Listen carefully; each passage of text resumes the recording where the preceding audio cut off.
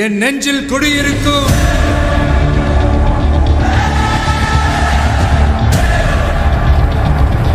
உங்க விஜய் நான் வர. பெற்றோர்கள் தினமும் தங்களது குழந்தைகளோடு நேரத்தை செலவிடுங்கள். பள்ளி சென்று திரும்பிய பின் மாணவர்களை கண்காணியுங்கள்.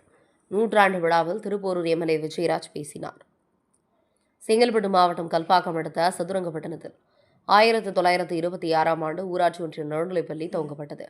பிரிட்டிஷ் காலத்தில் துவங்கிய அந்த பள்ளி தற்போது 2026 ஆண்டை கடந்தது. இப்பள்ளிக்கு நூற்றாண்டு விழா கொண்டாட முன்னாள் மாணவர்கள் அமைப்பும் எஸ்எம்சி பொறுப்பாளர்களும் முடிவு செய்தனர்.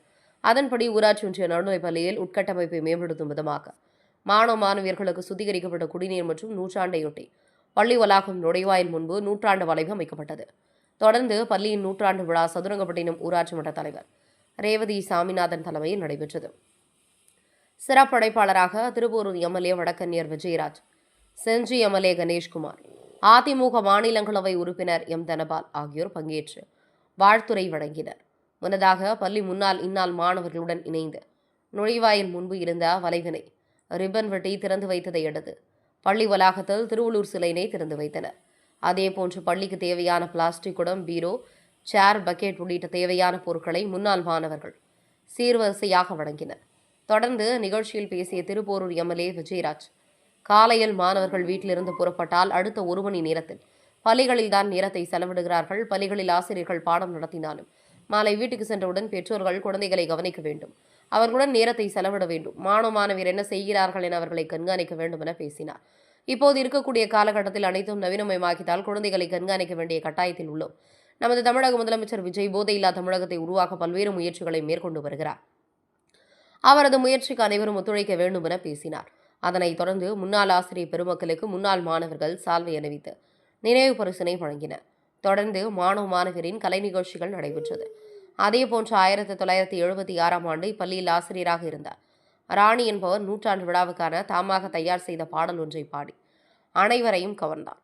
விழாவில் முன்னாள் எம்எல்ஏ திருகச்சூர் ஆறுமுகம், ஊராட்சி மன்ற தலைவர்கள் ராஜேந்திரன், விஜயரங்கன், எஸ்எம்சி பொறுப்பாளர்கள், சமூக ஆர்வலர்கள், சதுரங்கப்பட்டினம் மற்றும் மேயர் மீனவர் பஞ்சாயத்தார் உட்பட ஊராட்சி ஒன்றிய நடுநிலைப்பள்ளி சதுரங்கப்பட்டினம் இந்த நூற்றாண்டு விழாவில் கலந்து கொள்வதில், இந்த வரலாற்று சிறப்புமிக்க விழாவில் கலந்து கொள்வதில் பெருமகிழ்ச்சி. விழாவிற்கு உறுப்பினர் செஞ்சி அவர்களையும், மாவட்ட முதன்மை கல்வி அலுவலர் அவர்களையும் அட்வைஸ் பண்ணிட்டாங்க. என்னுடைய சார்பாக இங்கே இருக்கக்கூடிய பெற்றோர்களுக்கும் ஆசிரியர்களுக்கும் ஒரு சிறிய அறிவுரையை இந்நேரத்தில் நான் சொல்லிக்கிறேன்.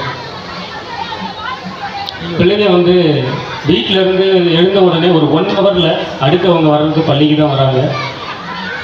இதுக்கு முன்னாடி, இன்னைக்கு முன்னாடிலாம் ரொம்ப வருஷமாக இல்லை, நான் பள்ளி படிப்பு முடித்து 13 வருஷம் தான் ஆகுது. அந்த டைம்லலாம் இருக்கக்கூடிய சட்டத்திட்டங்கள் மாணவர்களை ஒழுக்கமாக்குனாங்க.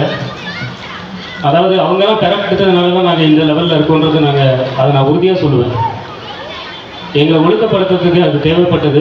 இன்றைக்கி இருக்கக்கூடிய சட்டத்திட்டங்கள் அதற்கான சாத்தியக்கூறுகள் எதுவுமே இல்லை. அதனால் இன்றைக்கி குழந்தைங்களை அன்பாகவும் பாசத்திலேயே மட்டும்தான் திருத்த முடியும்.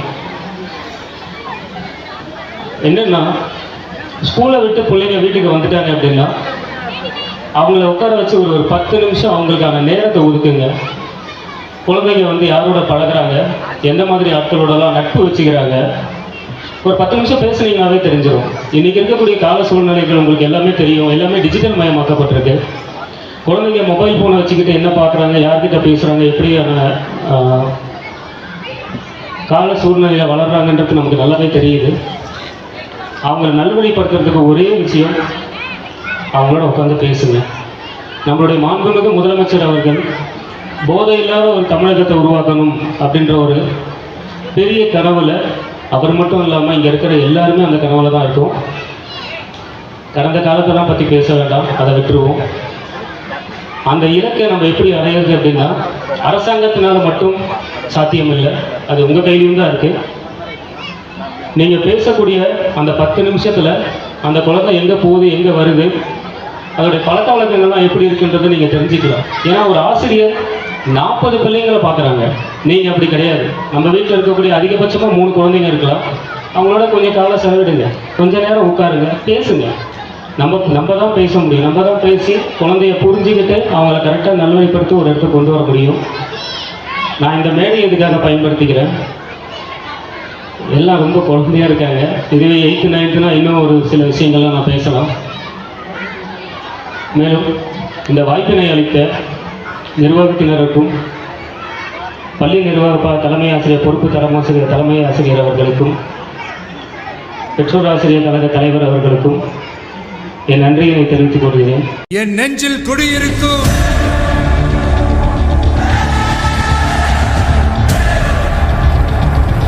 உங்க விஜய்.